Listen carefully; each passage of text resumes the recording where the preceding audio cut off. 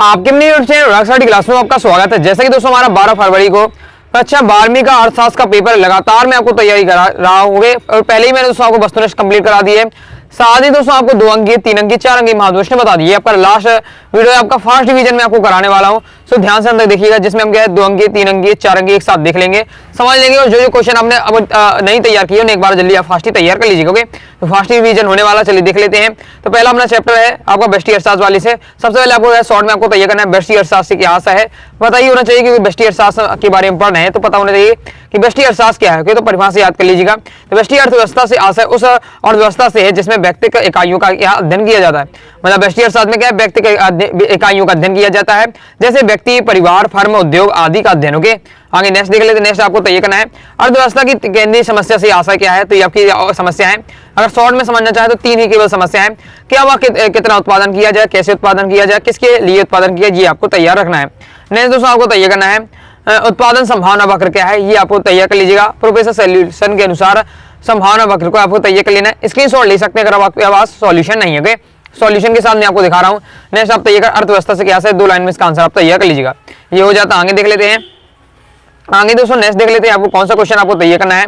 तो मिश्रित अर्थव्यवस्था की आप 3 विशेषताएं और पूंजीगत अर्थव्यवस्था की आपको 3 विशेषताएं आपको तैयार करना है। ये आपकी 3 विशेषताएं दी हुई हैं, एक बार पढ़ लीजिएगा, बहुत ही आसान है। और जब भी क्वेश्चन को याद करें तो याद करने का आपको क्वेश्चन का सॉल्यूशन याद करें तो याद करने का तरीका होना चाहिए कि आपको मेन हेडिंग आपको याद रखनी है। ओके, पर उसके अंदर आप डिटेल तो 1-2 लाइन आप लिख ही लेंगे, एक बार आप पढ़ लेते हैं, समझ लेते हो।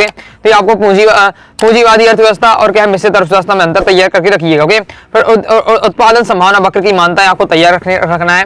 ये आपकी दी हुई उत्पादन संभावना वक्र की मान्यता। ओके, आगे देख लेते। नेक्स्ट आपको कौन सा क्वेश्चन तैयार करना चाहिए। नेक्स्ट हमारा चैप्टर आ जाता है उपभोक्ता के सिद्धांत वालों के। उपभोक्ता के व्यवहार सिद्धांत से देख लेते कौन सा आपको चैप्टर तैयार करना है। तो इसमें आपको सबसे पहले तैयार कर लेना है कि उपभोक्ता अर्थ लिखिए, उपयोगिता का परिभाषा, एक लाइन 2-2 लाइन के आंसर है, पढ़ लीजिएगा, आपका क्या तैयार हो जाएगा। नेक्स्ट बहुत ज्यादा इंपॉर्टेंट है बजट रेखा क्या है। तो बजट रेखा का आपका दिया हुआ सॉल्यूशन हो गया। और फिर पूरक वस्तु किसे कहते हैं, मांग का नियम क्या है। शॉर्ट में ये 2-2 लाइन में दिए हुए सभी आप तैयार कर लीजिएगा। ओके, शॉर्ट से ये फायदा होता है अगर कोई टॉपिक पता भी नहीं है तो आपको इसके बारे में थोड़ा बहुत जान सकते हो, कंप्लीट हो जाता है। आगे नेक्स्ट देख लेते कौन सा आपको तैयार करना है। नेक्स्ट दोस्तों आपको तैयार कर लेना है उदासीन। यहाँ से आपका नेक्स्ट मांग वाले संबंधित जरूर याद करिएगा। मांग से संबंधित 3 से 4 क्वेश्चन है लॉन्ग वाले, उनमें से लॉन्ग में जरूर एक नहीं आएगा, तैयार कर लीजिएगा। पहला आपको तैयार करना मैं आपको बता ही चुका हूँ, मांग के नियम की रेखा चित्र सहित आप व्याख्या कीजिए। इस प्रकार से आपका मांग का नियम दिया हुआ है और मैं आपको क्या पहले भी यही बहुत ही बेहतरीन तरीके से आपको समझा चुका हूँ। इस प्रकार से दिया है मांग का नियम। मैं आपको अभी 4 नंबर में आपको जब वीडियो में आपको समझाया था मांग के नियम वाला। ओके, रेखा चित्र से तैयार कर लीजिएगा। नेक्स्ट आपको तैयार करना है मांग के नियम का महत्व लिखिए। तो मांग के नियम के आपके 3 महत्व इसमें दिए हैं, तो 3 तैयार कर लीजिएगा। जैसे पहला है करारोपण में सहायक, ओके, ये आपका दिया हुआ है। दूसरा हमारा कीमत निर्धारक में सहायक। तीसरा हमारा कृषकों के लिए महत्व। ये आपको क्या है मांग के नियम को महत्व तैयार कर लीजिएगा। ओके, कोई भी आप क्वेश्चन का सॉल्यूशन याद करें, हेडिंग तो जरूर अच्छे से पढ़ लीजिए, याद कर लीजिएगा, फिर 1-2 बार अच्छे से पढ़कर समझ लीजिएगा। फिर आप अगर हेडिंग याद होती है तो आप कम से कम पेपर में आप आराम से हेडिंग लिखकर उसके बारे में 2-2 लाइन लिखेंगे, आपका आंसर कंप्लीट हो जाएगा। नेक्स्ट आपको तो ये करना है मांग को निर्धारित करने वाले घटक समझाइए। तो मांग को निर्धारित करने वाले आपके घटक ये है उपभोक्ता की आय, वस्तु की कीमत, धन की वितरण, ये सब आपके क्या है मांग को निर्धारित करने वाले घटक। ओके, तो 3 से 4 क्वेश्चन है आपके मांग वाले जो मैं आपको बता रहा हूँ, इन्हें आपको तैयार कर लीजिएगा। तो नेक्स्ट आपको तैयार करना है मांग के नियम की अपवादों को समझाइए। तो मांग के नियम आपकी अपवाद की आपको दिए हुए इस प्रकार से। ओके, पॉइंट वाइज पॉइंट दिए, तैयार कर लीजिए। ओके, ये अपना कंप्लीट हो जाता है, ये आपको हो जाता है कंप्लीट। ओके, इसके आगे देख लेते हैं। नेक्स्ट देख लेते हैं। ओके, इसके बाद नेक्स्ट दोस्तों हमारा चैप्टर आ जाता है उत्पादन तथा लागत। इससे देख लेते हैं। तो इसमें दोस्तों कौन सा आपको तैयार करना चाहिए तो मैं आपको बता देता हूं। तो इसमें आपको तैयार कर लीजिएगा सीमांत लागत कैसे, क्या तात्पर्य शॉर्ट में आपका। ओके, सीमांत लागत हो जाता है आपका उत्पादन लागत से क्या सा है, उत्पत्ति ह्रास का नियम, ये इंपॉर्टेंट है, तैयार कर लीजिएगा। इसके आगे देख लेते हैं। इसके आगे आपको नेक्स्ट तैयार करना है कुल लागत क्या है, अवसर लागत क्या है, स्थिर लागत। एक 2-2 लाइन के पढ़ लीजिएगा, समझ लीजिएगा, सब इंपॉर्टेंट। ओके, ये आपका दिया हुआ है। फिर इसके बाद है सीमांत लागत व अवसर लागत में अंतर, तो ये आपको तैयार कर लीजिएगा। इसके बाद सीमांत उत्पादन, औसत उत्पादन और कुल उत्पादन में आपको संबंध आपको इस प्रकार से आपका दिया हुआ समझाया गया है, संबंध एक बार पढ़ लीजिए। ओके, कंप्लीट हुआ था। आगे देख लेते हैं। आगे नेक्स्ट आपको तैयार कर लीजिएगा स्थिर लागत और परिवर्तनशील लागत में अंतर। ये आपको पॉइंट वाइज पॉइंट दिया है, पढ़ लीजिएगा एक बार स्थिर लागत और परिवर्तनशील लागत में अंतर। अगर आपके पास सॉल्यूशन नहीं है तो वीडियो को फुल क्वालिटी में देखे क्या है, आप स्क्रीनशॉट ले लीजिए और तैयार कर लीजिएगा। फिर इसके बाद बहुत ज्यादा महत्वपूर्ण है कि लागत वक्र यू आकृति के क्यों होते हैं, और ऑब्जेक्ट में भी आता है कि लागत वक्र अंग्रेजी के किस अक्षर के जैसा होता है, तो यू आकृति जैसे। ओके, तो ये बहुत ज्यादा इंपॉर्टेंट है कि लागत वक्र यू आकृति क्यों होते हैं, तैयार कर लीजिए। इसमें पॉइंट वाइज पॉइंट आपका समझाया गया है, तो स्क्रीनशॉट आप इसका क्या है फास्ट आप ले लीजिए। इसके बाद नेक्स्ट आपको तैयार कर लेना है उत्पादन फलन की अवधारणा को समझाना है। तो उत्पादन फलन की अवधारणा आपकी इस प्रकार से दी हुई है। तो इसको आपको तैयार कर लीजिएगा। ओके, ये आपकी दी उत्पादन फलन की अवधारणा। ओके, आगे देख लेते हैं नेक्स्ट आपको कौन सा तैयार करना है। तो नेक्स्ट दोस्तों हमारा चैप्टर आ जाता है पूर्ण प्रतिस्पर्धा की स्थिति में फर्म का सिद्धांत। इससे देख लेते हैं। तो इसमें दोस्तों आपको सबसे पहले तैयार कर लेना है पूर्ति को प्रभावित करने वाले विभिन्न कारकों का आपको वर्णन करना है कि पूर्ति को कौन कौन से कारक प्रभावित करते हैं।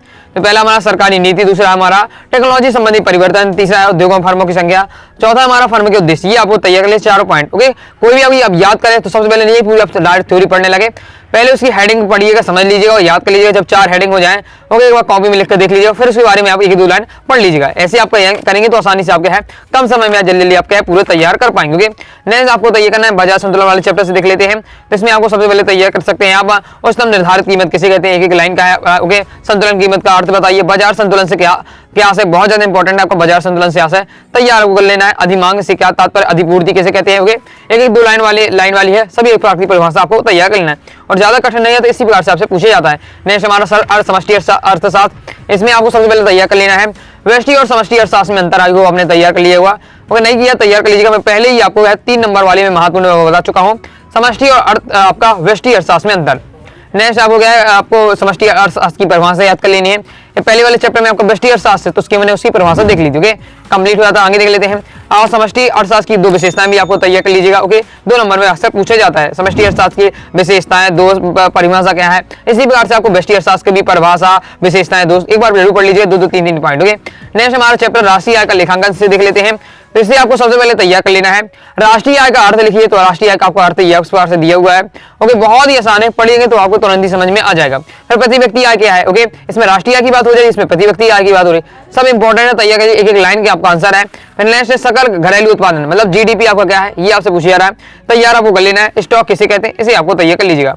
कंप्लीट हुआ तो आगे देख लेते हैं। नेक्स्ट दोस्तों हमारा इसमें आपको कौन सा तैयार करना चाहिए, तो इसमें आपको चैप्टर में इतना ही है। फिर नेक्स्ट दोस्तों हमारा मुद्रा और बैंकिंग, इसमें आपको सबसे पहले तैयार करना है वस्तु विनिमय किसे कहते हैं। आपको पता ही वस्तु विनिमय क्या है। पहले समय में क्या होता था कि क्या है, जब पहले समय मुद्रा नहीं चलती, पैसे नहीं चलते थे, तो क्या है किसी को शक्कर चाहिए। ओके, किसी को शक्कर चाहिए और तो मेरे पास शक्कर है। ओके, और किसी मुझे क्या चावल चाहिए, तो मैंने उससे क्या है अपनी शक्कर दे दी, उसने मुझे चावल दे दी। इस प्रकार से क्या है एक वस्तु का आदान, एक दूसरे की वस्तु के आदान प्रदान करके क्या है काम चलता था। ओके, तो आपको वस्तु विनिमय यही बस समझाना है। मुद्रा की मांग किसे कहते हैं, इसे आपको तैयार कर लीजिएगा।